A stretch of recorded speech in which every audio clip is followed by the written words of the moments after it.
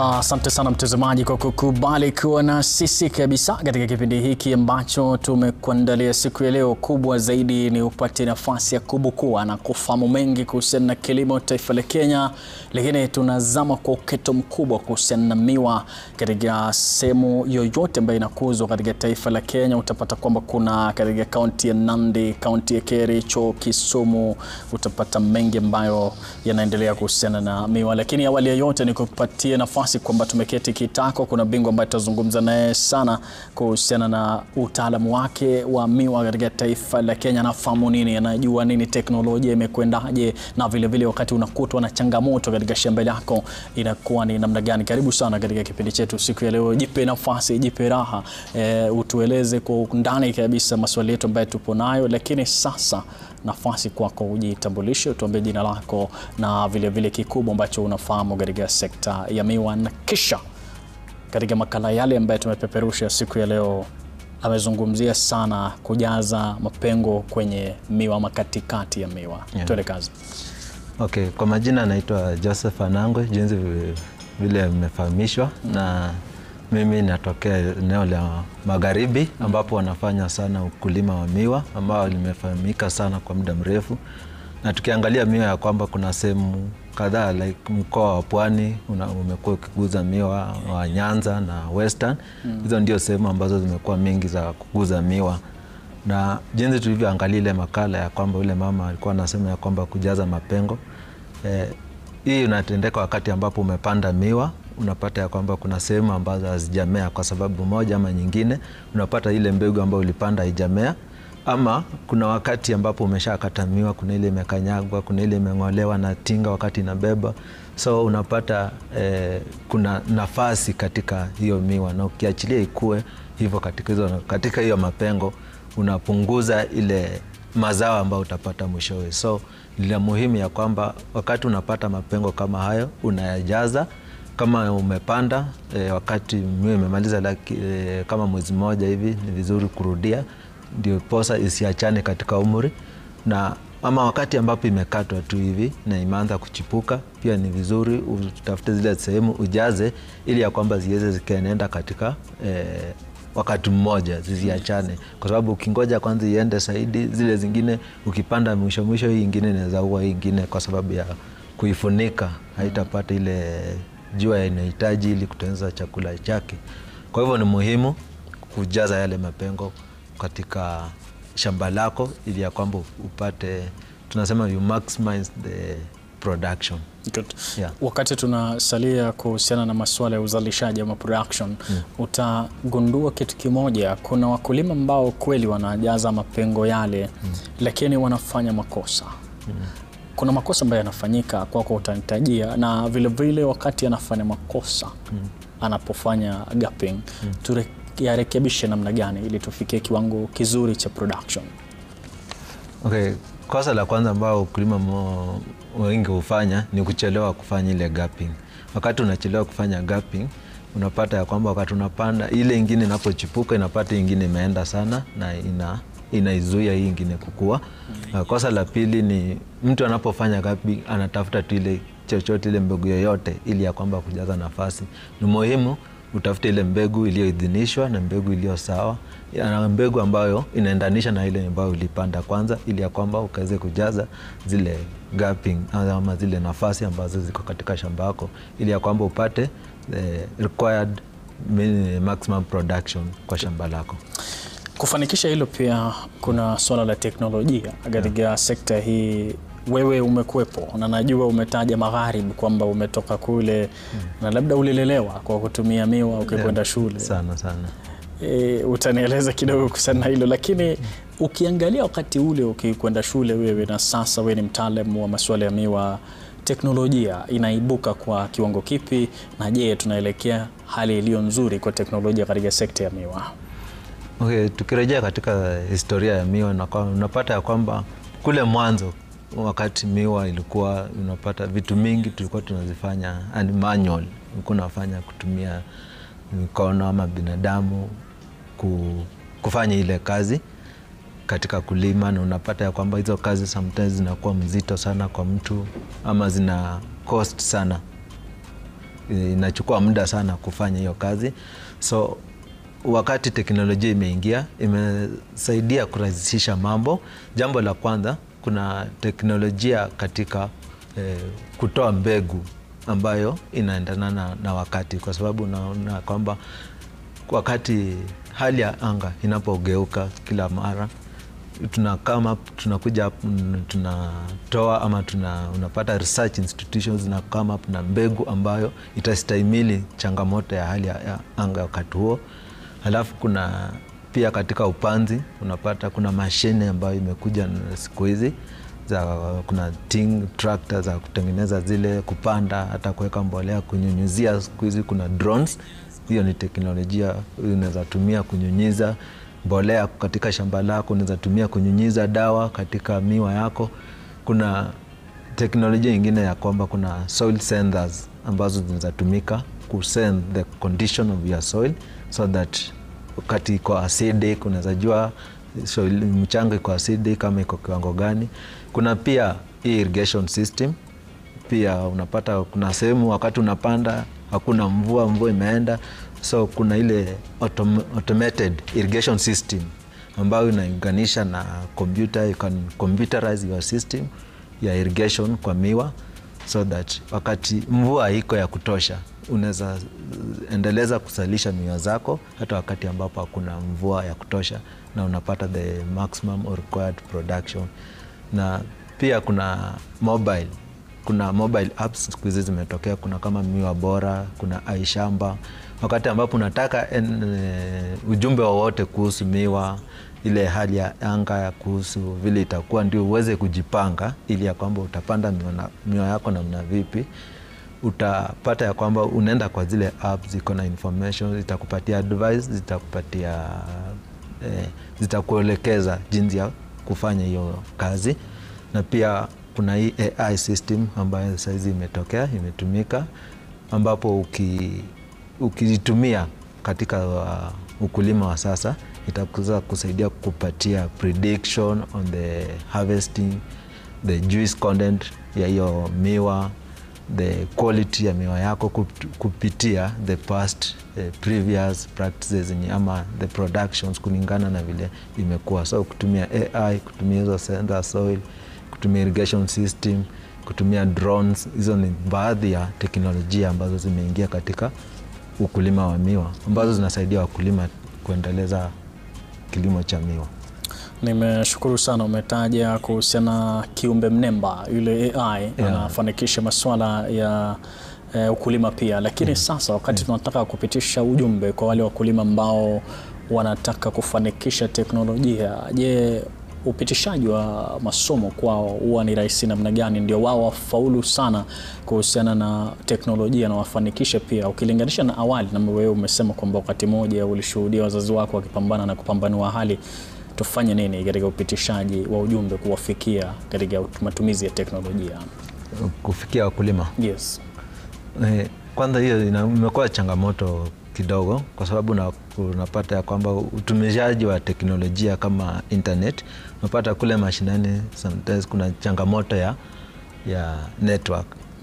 Hata ukitaka kutumia ujumbe unapata inakuwa ngumu. So hapo tunatumia kama sisi agronomists we come in so that we can help farmers. We go on the ground kutembelea wakulima kule katika vikundi vyao ili kuweza kuwafundisha na kuwaeleza umuhimu wa hizi teknolojia, na pia kuweza kuwaelezea zile teknolojia ambazo zinatokea na how vile zinaweza wasaidia katika ukulima wao. So kama kuna maswali ama kuna kitu yoyote ambayo anahitaji usaidizi, hata kuwawekea zile apps katika simu zao na kuwasaidia katika maybe mahali kwenye aelewi, ama ile teknolojia unajua siku hizi natumia kizungu, labda wakulima wengi hawajaelewa vizuri. Kuna mambo ambayo inatatanisha pale. Sisi kama agronomist ama extension farm field officers kule mashinani tunawasaidia kupata huyo ujumbe na kuwaelezea, kuwafahamisha zaidi kuhusu teknolojia katika ukulima. Okay. Si rahisi. Katika kila sekta kuna changamoto. Wakati mmoja unaibuka, wakati mwingine upo chini. Wakati unataka kuinuka sasa na unakuta una changamoto, je, kufanya implementation ya hizi technologies ambazo zipo hata katika sekta ya miwa, changamoto zinazozikuta ni zipi? Katika tuko na teknolojia imeingia, lakini bado kuna changamoto ambayo inazuia hizo teknolojia kufanya kazi. Kitu ya kwanza nimetaja kwamba ukosefu wa internet kule mashinani. Unapata ya kwamba kwa hiyo kutumia hii shamba ama miwa bora lazima ukuwe na smartphone. Unapata wakulima wengi kule mashinani hawana zile smartphone, wako na hizi za simu za kubonyeza. So unapata hiyo ni changamoto. Unapata pia initial cost ya kuweka, tuseme unataka kufanya drip irrigation ama unataka kufanya irrigation kwa shamba yako, unapata the initial cost is high kwa shamba kuifanya, kuweka hiyo nini, kutumia hizo sensors ni lazima uingie katika mfuko, it is another expense, though the initial cost iko juu sana, na hiyo inazuia watu wengi kuembrace. Hata kama kuweka solar, tuseme uko na shamba lako unataka kunyunyizia maji na unataka kutumia stima, because stima pia bei yake iko juu, unataka kuweka solar, the initial cost ya kuweka solar inakuwa high. So hizo ni baadhi ya changamoto, especially the initial cost, ukosefu wa internet kule mashinani. Unapata infrastructure pia kule inakuwa havivu hivi kwa sababu ya mashine kufika kule mashinani. Kuna ile mashine labda kama tinga nini, unapata njia hazipitiki kwa hizo mashine kufika kwenye shamba. So hizo ni baadhi ya changamoto ambazo zinazuia teknolojia kuenea katika mashinani. Alafu pia wakulima, kuna wengine bado hawaja embrace the technology. Bado wameinsisitiza katika kutumia ile njia yao ya kitambo, wanataka kufanya ukulima. Je, unadhani ni wakati mwafaka serikali sasa kuwaleta wale extension officers ama field officers kufanikisha hilo? Kwa sababu ni jambo ambalo tukiembrace sana, angalia ulimwengu sasa unakwenda kwa njia ya teknolojia kwako. Kuna serikali za county, serikali ya kitaifa. Tufanyeje? Kwanza ile ndio ombi langu na tamanio letu kama sisi wakulima na watu ambao tunafanya ukulima, ya kwamba ikiwa serikali itatilia maanani ile jambo la ukulima jinsi ninavyosema, ni ya kwamba wakaweze kuempower wakulima ni kupitia extension workers, ili wakaweze kuwa empower, ili ya kwamba kuwa facilitate wakaweze kufikia kule mashinani na kuwafundisha wakulima jinsi ya kufanya hiyo ukulima kama ni county government, because tunaelewa kwamba agriculture imekuwa devolved to counties.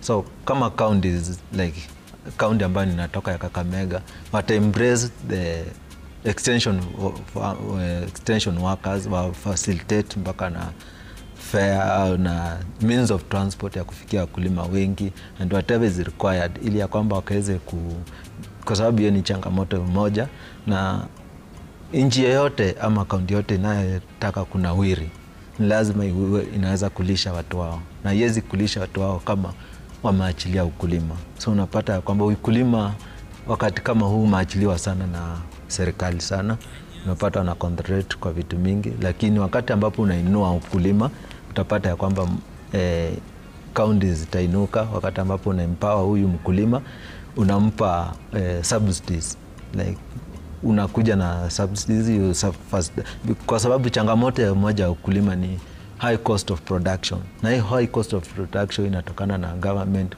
policies the government zinafanya, like high taxation on the farm inputs.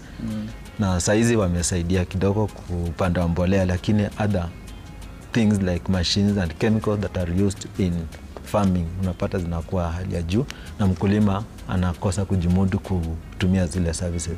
Kwa hivyo kama counties ama serikali itahusika katika kuajiri zaidi hao watu ambao sisi ni extension farmers, ili ya kwamba extension officers tukaweza kusaidia wakulima, itakuwa jambo la muhimu sana kwa ule mkulima, kwa sababu kuna wengi hawapati ujumbe, lakini sisi tukiwa facilitated tutafikia hata ule kwenye hawezi fikika. Tutatembea kule ndani kuwafundisha wakulima, kama watapatiwa subsidies kwa mimea, kwa mbolea, kwa mbegu, kwa kila jambo.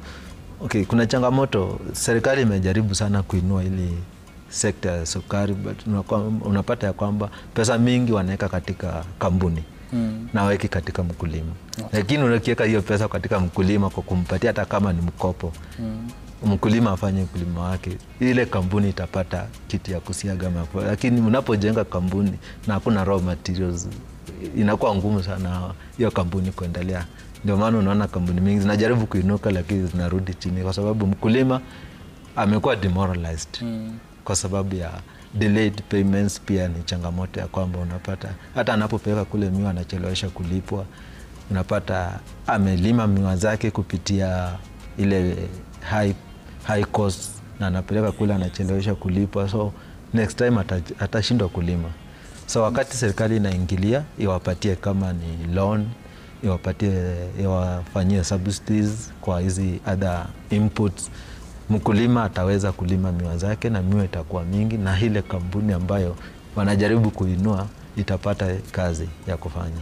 Good. Asante sana Bingwa, umetuelekeza pakubwa tangu tulipozindua kipindi hiki na mdalo wenye umezungumzia kuhusiana na kujaza mapengo kule, zile teknolojia ambazo zimekuwepo, na vile ukataja kwamba kuna changamoto ambazo zinajitokeza, na sasa unamtakia kila la heri huyu mkulima wakati serikali itaingilia kati, na itakuwa ni raha sana. Tarejea katika awamu ya pili kuhusiana na masuala mengine, kama tutafikia kusustain zile practices katika shamba, kama zitakwenda sawa wakati wake, na vile tujue katika sekta yenyewe kuna changamoto zingine ambazo zinakumba, na je, tutafufua namna gani sekta yenyewe. Bila shaka mtazamaji ambaye umetufuatilia, kile kikubwa ambacho kimenifurahisha ni kwamba ametaja kuhusiana na teknolojia kwamba hata kutumia kiumbe mnemba ama AI kufanikisha shughuli zako basi kule shambani itakuwa ni raha sana. Bila shaka ni wakati wangu mwafaka sasa kuchukua mapumziko kidunia. Tukirejea kungali kuna mengi, usikwende popote, salia na sisi.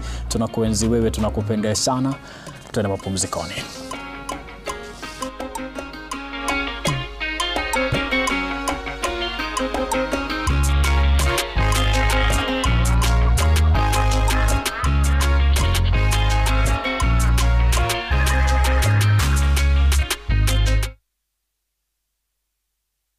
Boresha mazao ya shamba lako na mbolea ya mavuno. Mchanganyiko wetu speciali wenye virutubishi 12 muhimu unaongeza rutuba ya mchanga, hurekebisha asidi na kusawazisha pH kwa mazao yenye afya. Tofauti na mbolea nyingine zinazochoma udongo wako, Mavuno inafanya kazi na mchanga wako kudumu kwa muda mrefu na kwenye hali zote za hewa. Ili kupata mavuno mengi, chagua Mavuno. Imethibitishwa kuongeza mavuno kwa zaidi ya 30% wakati wa mvua fupi. Life is about building benchmarks to remember. Our steel isn't just about strength. It's about resilience. We're building a legacy. Our mark isn't just in the buildings we build. It's in the lives we impact, the communities we strengthen. And together, we'll leave our mark on this world. MRM, shaping every Kenyan dream since 1962. Welcome to the Ngong Hills Open Weekend on the 6th and 7th of December 2025. Come visit Ngong Hills prime commercial plots just off Kahara Road in Ngong Town. These plots are ideal for investors looking to develop apartments for sale or rent. We have a range of plot sizes with ready titles starting from 7 million shillings for an 1/8 acre with financing available from HFC. We have provided graded roads, drainage, sewer lines, power and water on site. Come find out more at the Open Weekend. Call us on 0769 757 767 or text Ngong to 21938. Ngong Hills. Buy, build and become a landlord. This festive season, find your calm in the endless blue of the Maldives, where love and stillness live side by side. Because the most beautiful memories aren't rushed. They unfold in the quiet moments you share, where the waves whisper and time stands still. From just $2,210 per person sharing, enjoy 5 nights of barefoot serenity, crystal lagoons, and peace that stays with you long after you've left the island. This December, make space for peace, love, and gratitude. View Travel, memories that matter, memories that last.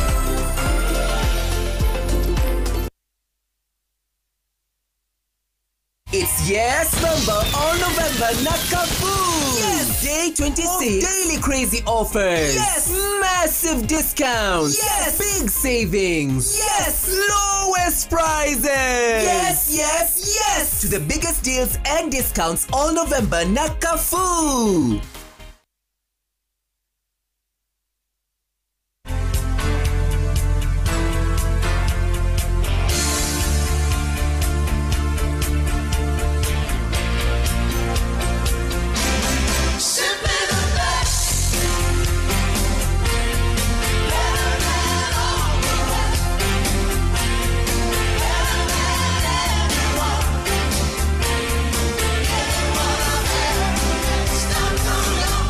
It's hard to tell what's real these days.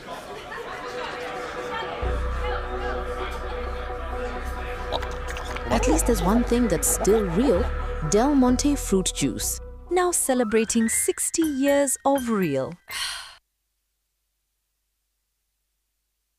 The Kenya Medical Training College is pleased to announce its 94th graduation ceremony to be held on Thursday, December 4th, 2025 at Moi International Sports Center, Kasarani from 8 a.m. Ensure you have paid the graduation fee through the Jiunge platform and pick the graduation gown from the college headquarters by 28th November at 5 p.m. The graduation book is available on the KMTC website. Visit www.kmtc.ac.ke for more information on graduation, training programs, intake and application procedures. KMTC, training for better health.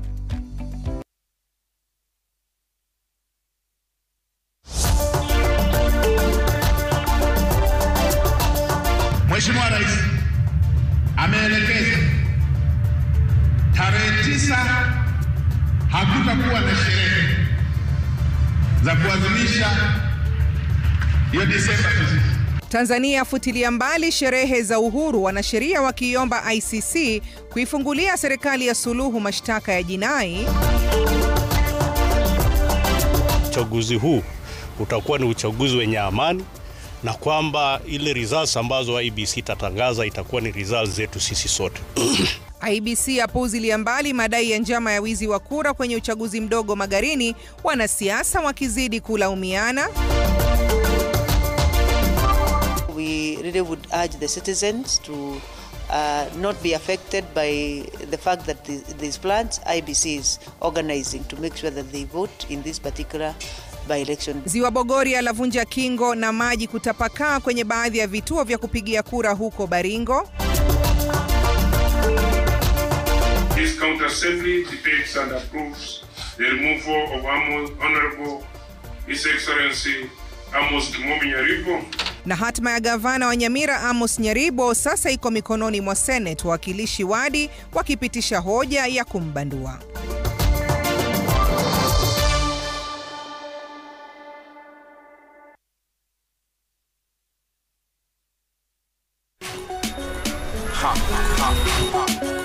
Sikia, ni juicy.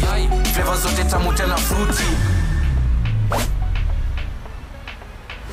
Yummy na flow kama maji, juu ni tamu kama sali. Ni juicy. Are you bored? Kuna vitu zinakuudhi, usijali my bro, hebu kama nataka juicy juni.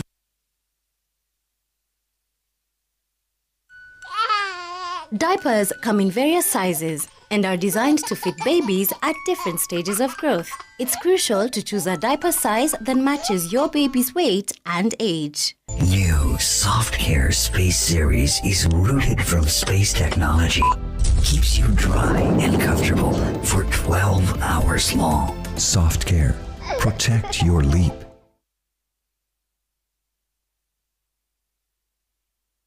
On Saturday, December 6th, all roads lead to the Great Chepsaita Cross-Country Run, the run for education.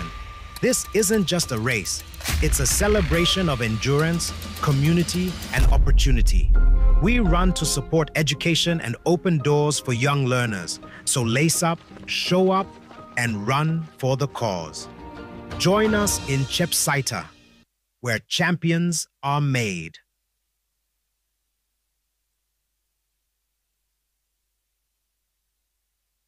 All eyes on me. View sasa ndio nyumbani kwa the best local dramas. Nataka ripoti ya Hansi pamoja na mkewe. Comedy za kuvunja mbavu.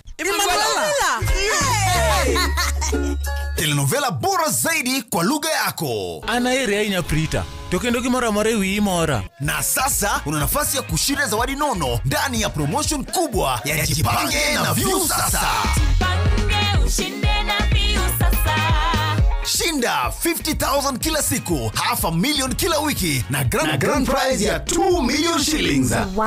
Ingia kwa View sasa hivi kwa kupitia paybill 724177 au tembelea viewsasa.com. Weka nambari yako ya simu kama akaunti yako, kisha weka 50 bob tu na upate content na point na uende kama mshindi. Ingia mara nyingi uwezavyo. Kila ukiingia kwa View sasa unaongeza nafasi yako ya kushinda. Imeidhinishwa na BCLB number. Mamilioni.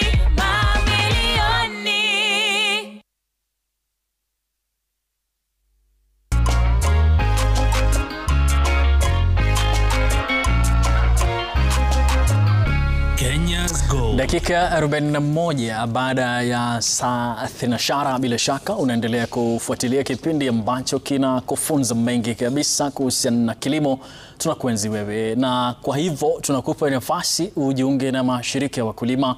Iwapo upo peke yako, tafuta watu wengine 10, tisa kunradhi, shiriki nao upate nafasi hii ya kubuni shirika la wakulima ili ufanye shughuli zako kule shambani. Shughuli hiyo inafanyika namna gani? Utajaliwa kile tunaita milk chillers ama jokofu la kuhifadhi maziwa kule shambani. Iwapo tu mmekuja pamoja kama shirika la wakulima kubwa, pia ni kufahamisha kwamba ufugaji wa ng'ombe wa maziwa watakujaliwa kitu kikubwa ambacho tunaita samadi. Wakati huyu ng'ombe anakwenda katika haja yake, basi unajaliwa samadi ambayo utageuza baadaye kuwa tope chujio au biogas katika shamba lako kufanikisha upishi wako, na ni raha sana. Yote pamoja, ingia katika mashirika ya wakulima, fanikisha hilo. Na vile vile ni kufahamisha kwamba iwapo unahitaji utaalamu wa agronomist kama vile Bingwa Anangwe hapa kufanikisha masuala ya miwa, raha sana utapata kutoka tu kwa kushiriki katika mashirika ya wakulima. Nafasi hiyo bomba soma sana, au kama ujumbe ukufiki vizuri, basi namna Anangwe amesema utajaliwa extension officers ambaye watakuja katika field yako, basi tutajaliwa kupitia udhamini mkubwa wa benki ya Cooperative. Kipindi hiki cha Kenya's Gold kinapewa udhamini unaofaa na benki ya Cooperative. Benki ya Cooperative inakuenzi wewe. Bila shaka ni kipindi cha Shirafu hiki, kipindi ambacho kinakufunza sana. Bingwa Anangwe, nashukuru kwa sababu ya kutupatia nafasi ya kutupatia maarifa, pia unamiminika sana. Lakini kuna swala ambalo ningependa sana kukuuliza. Wakati unasafiri kwa wakulima, umeona kuna mabadiliko, na je, yale mabadiliko yanakaa namna gani? Tatizo lingine ambalo linajitokeza ni wakati tunaleta sukari kutoka mataifa ya nje. Tufanyeje ili tuwasaidie wale wakulima pia kuendeleza shughuli zao, kama mtaalam ambaye umezunguka na ukaangalia mafanikio ya miwa katika taifa la Kenya? Okay, kwanza kabisa tukisema kwamba kutembea wakulima, mimi hutembelea wakulima na kwa shauri katika ukulima. Kwa hivyo wakinihitaji wanaweza nipata kupitia hata kwako. Then mimi nilipokuwa ile wakati wa kitambo, kulikuwa miwa ilikuwa inafanywa, ukulima wa miwa ulikuwa unafanya kwa njia tofauti. Kulikuwa na monopoly ya kampuni ya Mias. Unapata ya kwamba ilikuwa inafanya contract farming ya wakulima, ya kwamba wanakuja mnafanya contract, wana facilitate kila kitu, then wakati wa mavuno wanakuja wanatoa yale yao, then wanakupatia nini. Lakini tangu ile kulima kampuni iko na shida kidogo, kumekuwa na utofauti. Watu wanafanya private farming. Private farming, wewe utajiamulia ile mbegu utapanda, utajiamulia ile system ambayo utatumia katika ukulima wako, lakini sasa wakati utauzia kampuni miwa yako kibinafsi. Na hiyo imesaidia wakulima wengi na bado imeleta changamoto kidogo. Ndipo sababu tunahimiza wakulima kuingia katika shirika. Mnapata ya kwamba kama majani chai, unapata kama kahawa wako na shirika zao ambazo wanauza, lakini wakulima wa miwa hawajakuwa na shirika sana ile kaunti ambayo ninatoka Kakamega, unapata wakulima wengi hawana zile shirika. Kwa hivyo wanapoingia katika shirika zao itawasaidia. Katika hizo shirika ndivyo tunaweza watembelea katika hizo vikundi zao ili kuweza kuwaelimisha mambo ya miwa na jinsi ya kuiboresha ukulima wao katika miwa. Na pia katika zile shirika wanaweza chukua ile umesema ya kwamba mikopo ili ya kwamba wakaweze kuendeleza ukulima wao katika teknolojia ya kisasa ili wanaweza employ the new technology. Na katika zile shirika tuseme ya kwamba kama hii mobile ama miwa bora, mnaweza amua kuwa na simu moja ambayo mkikisha kutana mnaangalia all the information required, mnashare the challenges, hata pia ku access the market na kwa rahisi. Kuna jambo ambalo umezungumzia kuhusu, kwa sababu ya muda naomba ukatiza, tunajua muda wetu, lakini ukikamilisha tu kwa haraka tu kuhusiana na import.